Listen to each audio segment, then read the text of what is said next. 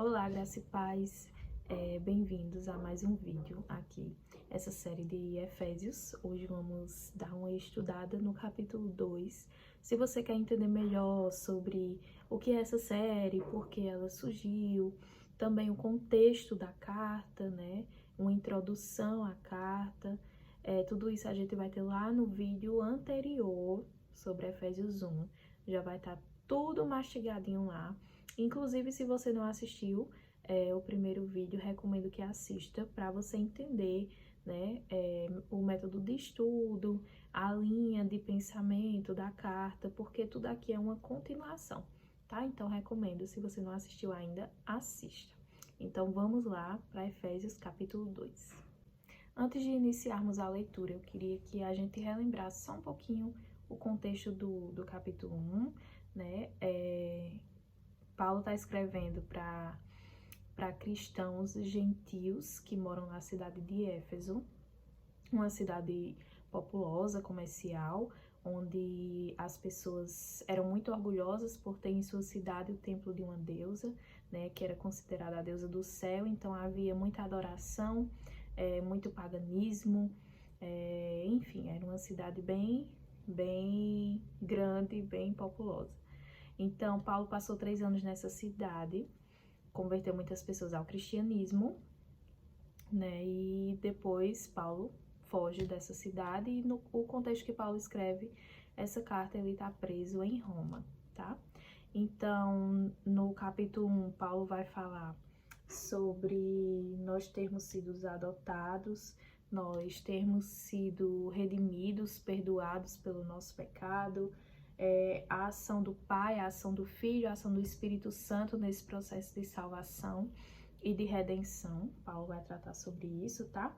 Paulo também ele vai orar por aqueles irmãos para que, além do amor e fé que eles já têm, que é algo bom, eles conheçam mais, eles se aprofundem mais na palavra, no conhecimento, em quem Deus é, no poder de Deus, né? Esse poder que colocou Cristo acima de todas as coisas, inclusive de deuses, de autoridades. Cristo é a maior autoridade. Então, Paulo ele deseja que esses cristãos aqui, né, que vão ler essa carta, eles mergulhem mais no conhecimento de quem é Deus, de como foi essa salvação. Então, aqui Paulo ele já vai aprofundar mais ainda esse tema de unidade, né, que eu falei lá no outro vídeo, que é o tema principal da carta, a unidade entre nós e Deus, entre a criação e Deus, entre Deus e os homens, entre nós e os nossos irmãos. Paulo também vai tratar muito sobre adoção, sobre judeus e gentios, e que agora somos um só povo. Então é basicamente isso. Relembrando, né, assim, bem por cima, bem resumidamente, nós podemos então adentrar no capítulo 2 de Efésios.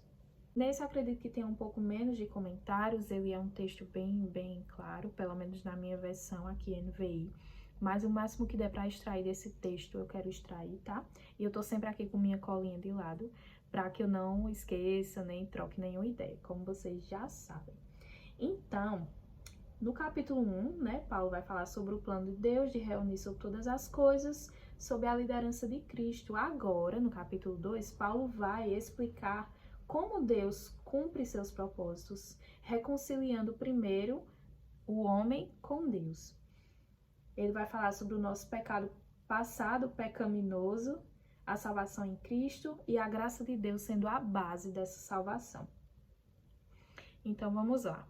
Vocês, relembrando aqui que vocês, Paulo está se referindo aos gentios que se converteram lá, tá? Na cidade de Éfeso. E nós somos esses gentios, né? Obviamente. Vocês estavam mortos em suas transgressões e pecados, nos quais costumavam viver quando seguiam a presente ordem deste mundo e o príncipe do poder do ar, Satanás. O espírito que agora está atuando nos que vivem na desobediência. Anteriormente, todos nós, e aqui ele fala os judeus, também vivíamos entre eles, satisfazendo as vontades da nossa carne, seguindo seus desejos e pensamentos. Como os outros, éramos por natureza merecedores da ira. Todavia, Deus, que é rico em misericórdia, pelo grande amor com que nos amou, deu-nos vida com Cristo quando ainda estávamos mortos em transgressões. Pela graça vocês são salvos.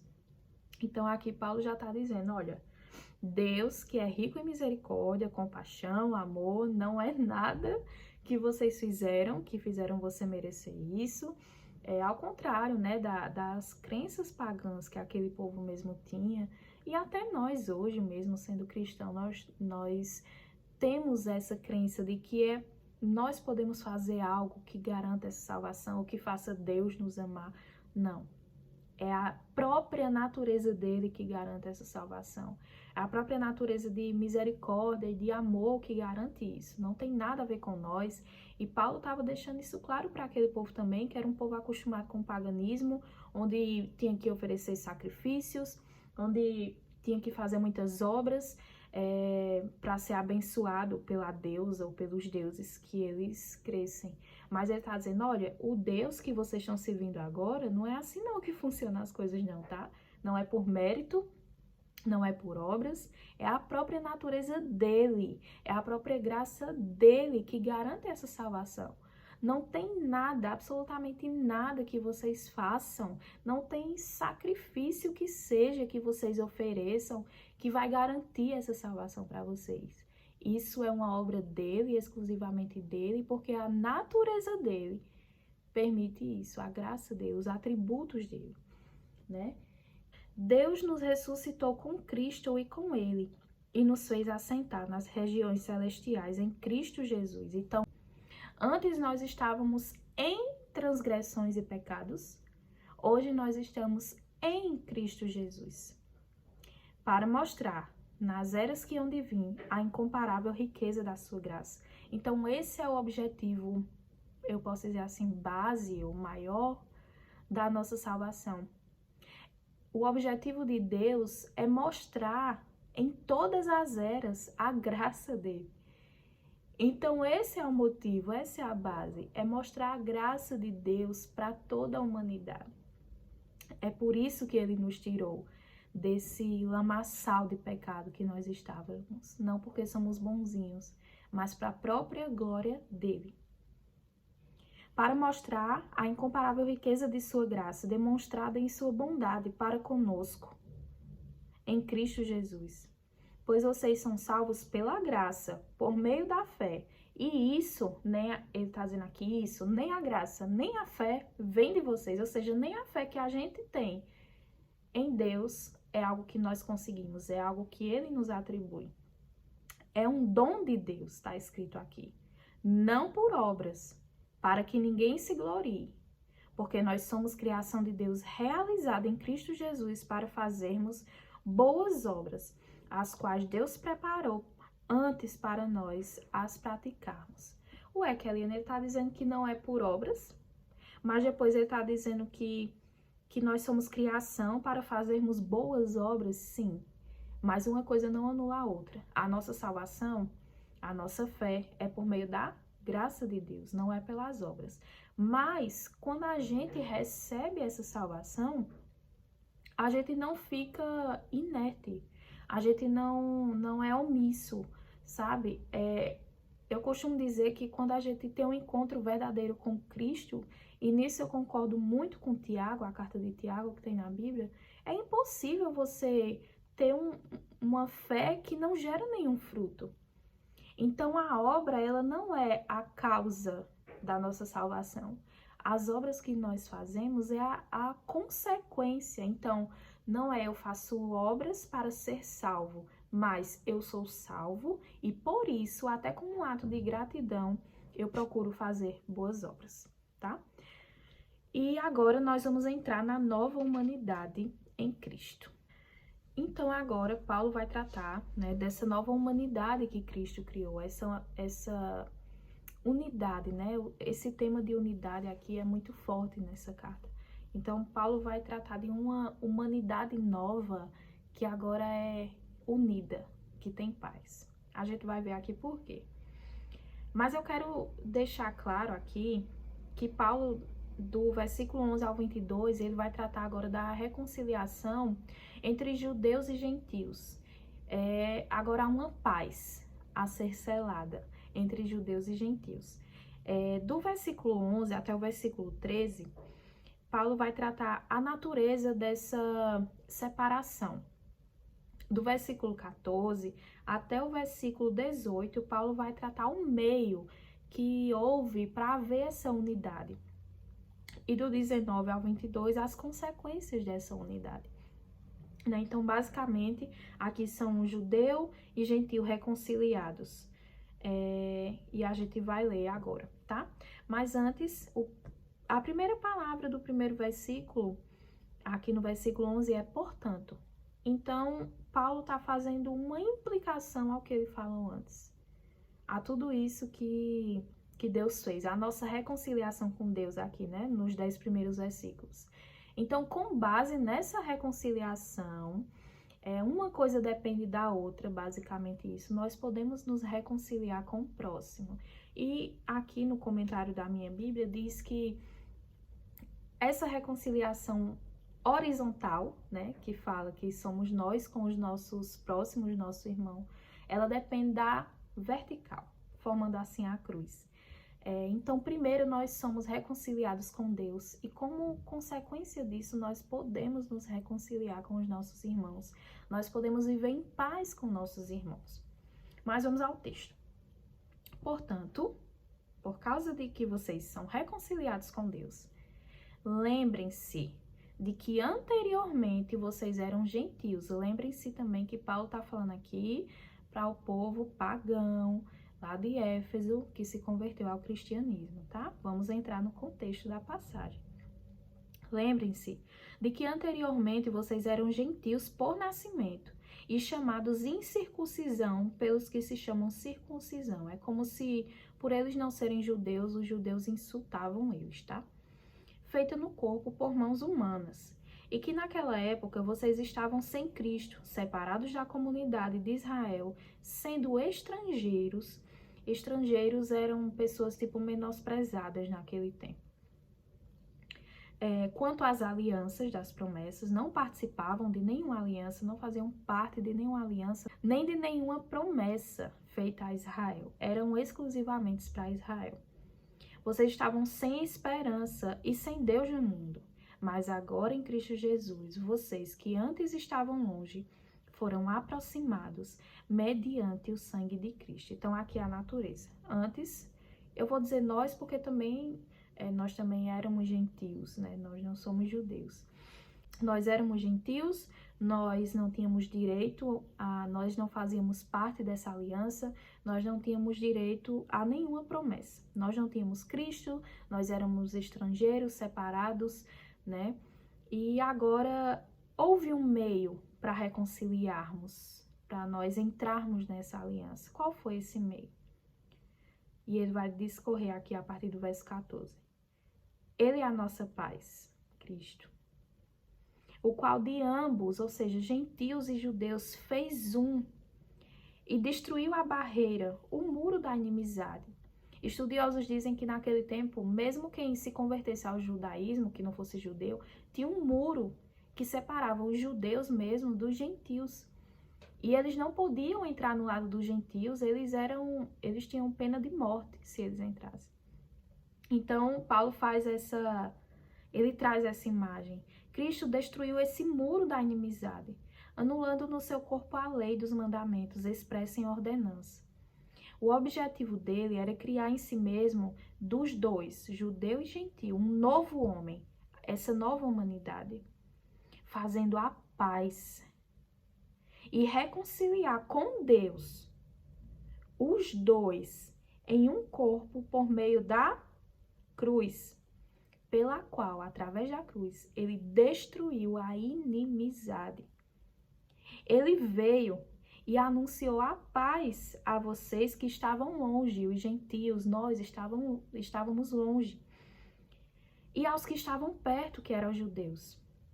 Porque, como Paulo falou aqui, tanto o judeu como o gentio era merecedor da ira, estava todo mundo afundado em pecado. Então, tanto que estava longe como estava perto, ele anunciou a paz. Pois por meio dele, tanto nós, judeus, Paulo está falando, como vocês, os gentios, temos acesso ao Pai por um só Espírito. Portanto, você já não... Agora são as consequências, né, dessa união, dessa nova humanidade. O que é que aconteceu com nós, que agora nós fazemos parte dessa nova humanidade? Nós agora fazemos parte da aliança, da promessa. Portanto, vocês já não são mais estrangeiros nem forasteiros. Gente, eu achei esse final tão lindo, eu li e reli várias vezes. Vocês já não são mais estrangeiros nem forasteiros, ou seja, vocês já não são mais humilhados, vocês já não são motivos de zombaria. Mas agora vocês são concidadãos, ou seja, vocês têm o mesmo direito dos cidadãos, vocês não precisam mais de muro que separa. Vocês agora têm os mesmos direitos, as mesmas promessas, participam da mesma aliança. Vocês são concidadãos dos santos e são membros da família de Deus. E como eu disse, eu repito, eu amo esse tema de adoção. Edificados sobre o fundamento dos apóstolos e dos profetas, tendo Jesus Cristo como a pedra angular, no qual todo o edifício é ajustado e cresce para tornar-se um santuário santo no Senhor. Nele, vocês também, os gentios, estão sendo edificados juntos para se tornarem morada de Deus, o seu Espírito. E aqui Paulo está falando, olha, vocês agora fazem parte dessa família e agora vocês estão sendo edificados. Há uma construção aqui, há uma nova construção em vocês. Essa edificação sobre o fundamento dos apóstolos e dos profetas, o que Paulo está querendo dizer são as pessoas que ensinavam, né, naquele tempo, traziam palavra de Deus, que hoje para nós é a Bíblia. Então vocês estão sendo construídos sob essa palavra. É essa palavra que vai fazer vocês crescer. Mas a base de toda essa palavra, a base dessa construção na vida de vocês, a pedra angular, que é a primeira pedra que é colocada em uma construção para que o restante venha depois, é Cristo. Então, Cristo foi colocado entre vocês, quando vocês aceitaram a Cristo, e agora, através da palavra, vocês são construídos, vocês são edificados, vocês estão se fazendo templo, e isso juntos como o corpo de Cristo. E isso é muito lindo. Eu não sei se você vê dessa forma, mas eu vejo isso como um amor que realmente nós não seríamos capazes de fazermos sozinhos. Cristo, ele veio unificar realmente todas as coisas. Nós com Deus, nós com nossos irmãos, e só um Deus que tivesse atributos tão lindos como amor, misericórdia, compaixão, santidade, poderia nos proporcionar isso. Acredito que nenhum Deus que eles poderiam acreditar naquele tempo, nenhuma deusa, nem o maior templo de Deus, nem o maior sacrifício seria capaz de proporcionar o que Cristo proporcionou para nós. Vamos para nossas aplicações, tá? A primeira aplicação que eu quero fazer é aqui no versículo 3 do capítulo 2, tá? Anteriormente, todos nós também vivíamos entre eles, entre os que vivem na desobediência, né? Satisfazendo as vontades da nossa carne, seguindo os seus desejos e pensamentos. Como os outros, éramos por natureza merecedores da ira. A primeira aplicação que eu quero fazer é com base nesse versículo. Por quê? Quando eu vejo esse versículo, além de Paulo estar trazendo ensinamentos sobre a unidade do povo, né, tanto com Deus como um com o outro, eu vejo aqui Paulo mostrando que não tem ninguém melhor do que ninguém. Não tem ninguém superior a ninguém diante de Deus. Não tem ninguém mais santo do que ninguém. Então, a primeira aplicação que eu quero trazer é: Paulo está mostrando que todos somos pecadores. Não há ninguém melhor. Ninguém merece a graça. Todos merecem a ira, no entanto. Não devemos viver em função dos outros, ou muito menos julgando o erro dos outros. E nós fazemos muito isso hoje.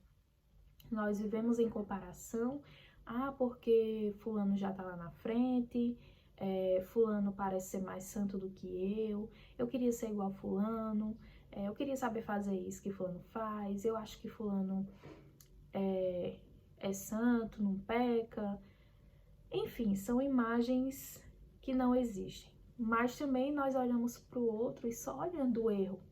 Ah, olha o que fulano fez, fulano também só faz isso, só faz aquilo, esquecendo também que nós também somos tão pecadores quanto.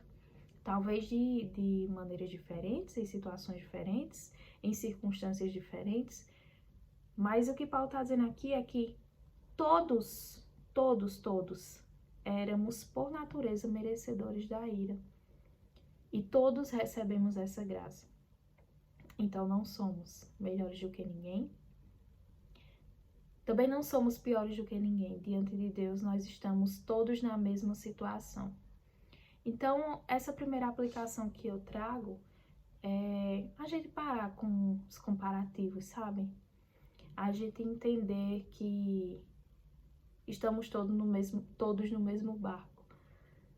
E dar glória a Deus, porque da mesma forma todos nós podemos ter acesso a essa graça. Porque graças a Deus não depende de nós.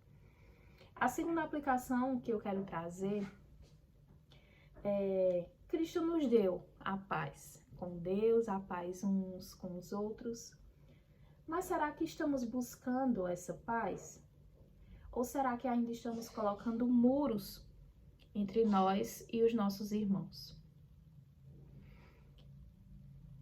É permitido hoje, sabe, com o auxílio do Espírito Santo, com obediência à palavra, com uma luta contra a carne, a gente buscar viver em paz com nossos irmãos, com aqueles que nos ferem. E viver em paz não é necessariamente viver junto, mas buscar viver em perdão, em amor, em paciência, né? Em auxílio, se for necessário. Mas muitas vezes nós estamos como aqueles judeus, colocando muros, sabe, entre nós e preferindo fingir que pessoas não existem, fingir que somos melhores, não sei. Mas nós vivemos, a realidade é que nós vivemos colocando muros entre nós e as pessoas. E Cristo veio para destruir exatamente isso. Então não há por que a gente continuar fazendo isso. A terceira aplicação é que a salvação é pela graça, não depende de nós. A gente não deve invalidar todo o progresso que Cristo já fez em nós. Se vocês ouvirem uma tosse, é minha filha que tá doente, tá? A gente não deve invalidar todo o progresso que Cristo já fez em nós quando nós erramos. O que é que eu quero dizer com isso? Muitas vezes a gente, como temos essa natureza caída ainda estamos aqui nesse mundo, né? Nós erramos, nós pecamos, e aí a gente se frustra, a gente acha que a gente não é merecedor, a gente não se perdoa, a gente acha que a gente não é capaz, que a gente não vai conseguir. Mas o que nós recebemos, gente, não depende de nós.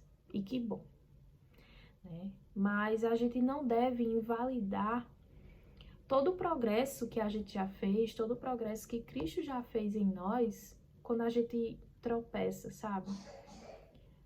Acho que a melhor opção é a gente levantar, seguir e continuar. A quarta aplicação que eu quero trazer é: Deus nos incluiu no seu plano de salvação. Hoje nós temos acesso ao Pai. Que uso temos feito disso? A gente deve se lembrar de onde Deus nos tirou em nossas transgressões e pecados, e onde Ele nos colocou, e agir como tal. Não como se isso nunca tivesse acontecido, como se fosse algo natural. A gente naturalmente já tem acesso a Deus, não. Houve um processo. A gente, pela nossa natureza, nascemos pecadores. Pela nossa natureza, somos incapazes de aceitar o Evangelho. e pela nossa natureza somos incapazes de nos salvar. Mas Deus nos tira desse lamaçal de pecado. E parece que a gente vive como se isso nunca tivesse acontecido. A gente tem que lembrar da onde Ele nos tirou. Isso tem que ser uma lembrança muito constante. Até pela primeira aplicação, quando a gente olha para o outro. Tem que ser uma lembrança constante. Também serve para a segunda aplicação, sobre não invalidar os nossos progressos.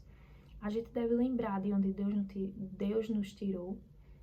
E a gente lembrar que existe hoje um acesso a Deus que pode nos ajudar a seguir nessa caminhada, a nos fortalecer. Devemos ser mais gratos, sabe? Porque se você parar um pouquinho e pensar tudo que Ele já perdoou em você, fora o que ainda há de perdoar, é muita coisa. Então, a gente deve sempre trazer isso à memória. A quinta aplicação que eu quero trazer é: será que nós estamos buscando ser edificados pela palavra? Ou a gente só está buscando se encher daquilo que nos agrada, das coisas desse mundo? O que é que tem sido construído em nós? O que é que tem construído o nosso caráter? São os padrões desse mundo, dessa era? São as coisas que o príncipe dessa era dita? O que é que tem construído o seu caráter? Só as coisas que te agradam? Só os seus próprios sonhos? Mas o que deve construir o nosso caráter não é a opinião de ninguém, não são coisas desse mundo, mas a palavra. Aqui nós vemos Paulo dizendo que todo edifício é ajustado nessa palavra. E nós devemos buscar sermos ajustados na palavra. Não há outra coisa melhor para construir o caráter de um ser humano do que a palavra de Deus.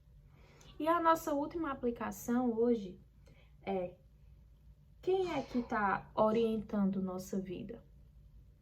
Aqui Paulo diz que quando nós vivíamos em nossas transgressões e pecados, nós estávamos seguindo a presente ordem.